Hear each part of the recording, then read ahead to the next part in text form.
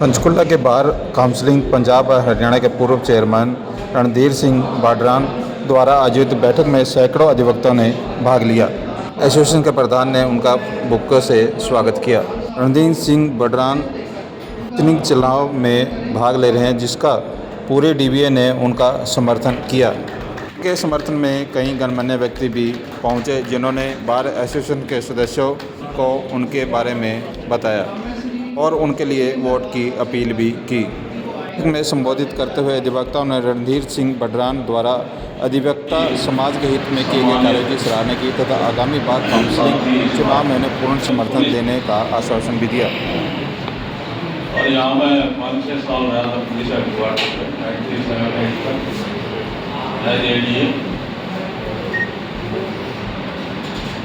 उसके बाद कई महकमों में रहा।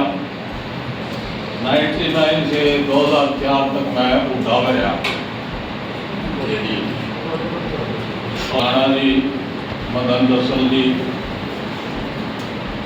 तो इनसे हमारा रोज की रोज मिलते थे। उड़ा की तरफ से ये केस लड़ते थे। 5 साल तक लगातार हम हर रोज मिलते थे। इनकी परफॉर्मेंस देखी। रणधीर सिंह बाडरान पूर्व चेयरमैन पंजाब एंड हरियाणा बार और इस इलेक्शन में कैंडिडेट मेहनत भी बहुत करते हैं, क्योंकि पंजाब और हरियाणा 2 स्टेट बार काउंसिल इन दोनों स्टेटों को कवर करना, वकीलों के पास जाना बहुत बड़ा था।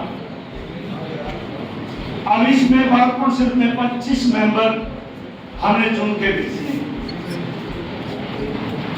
अब रणधीर सिंह बाडरान तो इस बार के मेंबर, प्रेसिडेंट, जनरल सेक्रेटरी, हम कुछ साथी हैं इकट्ठे रहे 96 से।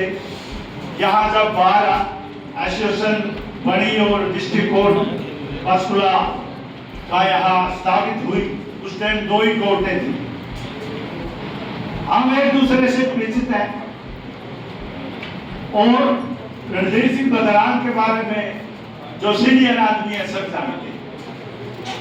ये कर्मठ, ईमानदार और जुझारू टाइप के एक संघर्षशील व्यक्तित्व है। इन्होंने बार का प्रेसिडेंट रहते हुए यहाँ काम किए और सामाजिक मुद्दे को जितने भी थे वकीलों से रिलेटेड उनको उठाया। पिछले 2-3 साल से हाई कोर्ट का मुद्दा था।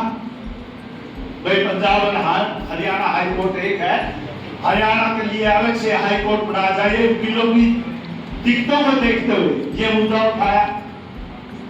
इस मुद्दे में मैं और रणधीर सिंह इकट्ठे थे। ये प्रस्ताव इन्होंने रखा, मैंने माना। फिर हमने हरियाणा की कोई भी ऐसी कोर्ट, पंजाब में भी गए हैं, वे हरियाणा के अलग हाई कोर्ट होना चाहिए। यहाँ इतने मुद्दे पेंडिंग है, इतने केसेस चल आपके करीब पेंडिंग है। इस मुद्दे को उठाया और वकीलों से रिलेटेड जो भी वेलफेयर स्कीम है उनको उठाया। मुद्दा तो इन्होंने और भी उठाए, लेकिन मैं कहना चाहता हूं, आप उस व्यक्तित्व को देखिए जो संघर्ष करना जानता है। राजनीति में अगर आपने पहचान एक ऐसे नेता या ऐसे काम करने की पहचान करनी है तो उसके कर्म को देखिए, उसकी मेहनत को देखिए और उसकी सोच को देखिए कि जो उसको सही कहते नहीं। उनको लगता है सही कह देंगे, पता नहीं कौन से धर्म का, कौन सी जात का, कौन से मोहल्ले का, कौन से प्रांत का आदमी क्या कर रहा है। अच्छे खासे पढ़े लिखे आदमी सही बात को सही नहीं कहते। आज पंचकुला में 20 साल से कोई बड़ा काम नहीं हुआ। मोहाली देख लो, आप जयपुर देख लो, सिंगापुर जैसे हो चुके हैं, लेकिन पंचकुला में की हुई है। ये टैलेंट अगर कहीं भी होता, दुबई में होता, सिंगापुर में होता, आज जन्म बन चुका होता। हमारे पास 5 स्कूल हैं, उसमें 5 लगून बन सकते हैं नीले पानी के। झरने बन सकते हैं। इतनी चौड़ी मेरी नदी है, यहाँ पर साफ पानी जाके डेरा बस्सी के सीवरेज में मिल जाता है और फिर आप पंजाब से लड़ते हुए पानी नहीं। यहाँ 5 झीलें बन सकती है, बहुत ज्यादा खर्चा नहीं है, विजन नहीं है। ऐसे ऐसे पॉलिटिशियंस बनाए आपने जिनका कोई विजन ही नहीं है। आज टनल टेक्नोलॉजी जो नीचे से पानी ला सकते हैं, टनल बनाने का काम इतना जबरदस्त हो चुका है टेक्निकली कि 1 किलोमीटर की टनल 1 दिन में बना देते हैं। हमें पंजाब की जमीन की जरूरत ही नहीं है, हम नीचे नीचे पानी ले आएंगे बाहर डालना और अपने जो सूखा इलाका है उसको कर सकते हैं। लेकिन हमारे पॉलिटिशियंस एक लिमिट से ज्यादा नहीं सोचते, ऐसी क्रिएट करते हैं पोजीशन की झगड़ा रहे, कुछ चीज ना बने।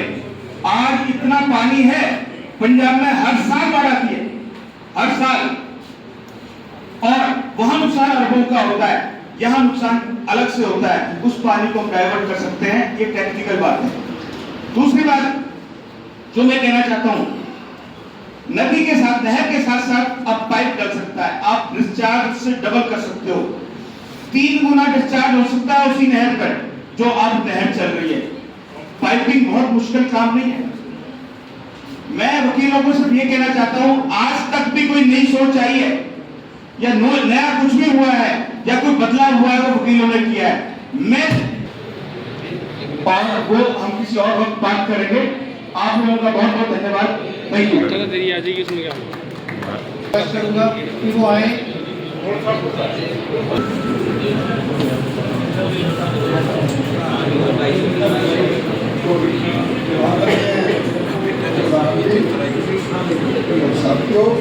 हमारे बीच में आज पंचकुला बार एसोसिएशन ने मुझे यहाँ मीटिंग में बुलाया था। हमारी बार मेंबर्स के साथ चर्चा हुई। बार काउंसिल का चुनाव है, Punjab and Haryana bar council का चुनाव 5 साल के बाद होता है और इसमें पूरे हरियाणा पंजाब से मेंबर चुने जाते हैं। उस चुनाव के लिए मैं भी एक उम्मीदवार हूँ। पंचकुला बार का मैं प्रेसिडेंट भी रहा हूँ, सेक्रेटरी भी रहा हूँ। ये पंचकुला बार तो मैंने फाउंडर रहा हूँ इस बार का। आज बार मेंबर्स ने जो मुझे प्यार दिया, मुझे जो इन्होंने समर्थन दिया, इसके लिए पंचकुला बार एसोसिएशन का तहे दिल से शुक्रिया अदा करता हूँ। इतना भारी समर्थन, इतना जोश आज यहाँ मिला है, मैं इसके लिए अपने बार एसोसिएशन एग्जीक्यूटिव का भी धन्यवाद करता हूँ। मेरी अपील है हरियाणा के, पंजाब के सभी वकीलों से कि बार काउंसिल एक बड़ा महत्वपूर्ण चुनाव होता है, bar council Punjab and Haryana का, जिसमें 1,15,000 के आसपास मतदाता हैं और ये चुनाव बार काउंसिल का निश्चित करता है कि लीगल फ्रेटर्निटी के लिए किस तरह की योजनाएं बनने वाली हैं, लीगल फ्रेटर्निटी के लिए किस तरह के काम होने वाले हैं, चाहे उसमें सोशल सिक्योरिटी का इशू है, चाहे वकीलों के अलावा दूसरी जो आम जन की असुविधाएँ उनके लिए भी इशू उठते हैं। लिटिगेशन का मामला है कि किसी के लंबे समय तक फैसले नहीं होते, ये भी एक जिम्मेवारी है बार काउंसिल की कि इसके लिए भी काम करे। एडवोकेट्स की वेलफेयर स्कीम्स का है, बतौर चेयरमैन बार काउंसिल जो मैंने काम किया, मेरा मुद्दा था कि एडवोकेट्स को भी बजटरी प्रोविजन हो, एडवोकेट्स वेलफेयर फंड एक्ट लागू हो। हालांकि मेरे टेन्योर में बतौर जब चेयरमैन रहा, हरियाणा के एडवोकेट्स के वेलफेयर फंड रूल्स 2014 में बने, लेकिन हमें बजटरी प्रोविजन नहीं मिल पाया। आज मुद्दा है कि जैसे केरला मिलता है, तमिलनाडु में है, आंध्र प्रदेश में है, उत्तर प्रदेश में है, एनुअल बजट मिलता है एडवोकेट्स को वेलफेयर के लिए और उस एनुअल बजट में से ही वकीलों को जो वेलफेयर स्कीम्स हैं उनके बेनिफिट्स मिलते हैं, चाहे वो स्टाइपेंड है नए वकीलों को, ओल्ड एज में एडवोकेट्स को बेनिफिट्स हैं, मेडिकल की जो ट्रीटमेंट के लिए एक्सपेंसिस जो है वो उस बजट में से ही मिलते हैं। उसके लिए हमें आज वकीलों से चर्चा की। आप एक नया मुद्दा भी लेके चले हैं सर, वो जैसे अलग से कोर्ट का भी, जैसे पंजाब हरियाणा पहले एक कोर्ट थी, तो आप हरियाणा के लिए अलग से कोर्ट का पंजाब और हरियाणा की बार काउंसिल अलग अलग होनी चाहिए। यदि बार काउंसिल अलग होगी तो वकीलों को वेलफेयर स्कीम्स का बेनिफिट होगा, एनुअल बजट एडवोकेट्स को एलोकेट होगा। इसीलिए मैंने मुद्दा उठाया कि अलग अलग हाई कोर्ट होने चाहिए। सर, जो नए वकील प्रोफेशन में आते हैं उनके लिए ऐसा प्रावधान है, उनको स्टाइपेंड दिया जाता है। केरला में 15,000 रुपये पर मंथ स्टाइपेंड मिलता है, जैसे मैंने जानकारी मिली है।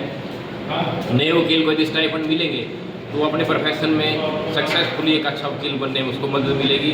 मेरी भी मांग रही है, पहले से मैं उठाता रहा हूँ कि नए वकीलों को स्टाइपेंड मिलना चाहिए।